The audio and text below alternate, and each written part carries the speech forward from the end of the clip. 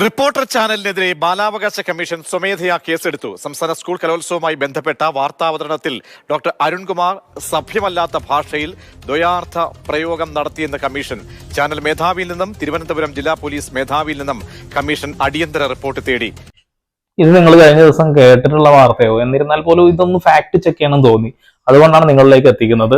അരുൺകുമാർ അങ്ങനെ എന്ത് ദ്വയാർത്ഥ പ്രയോഗമാണ് ഉപയോഗിച്ചത് എന്നുള്ളതാണ് നമുക്ക് പരിശോധിക്കേണ്ടതായിട്ടുള്ളത്.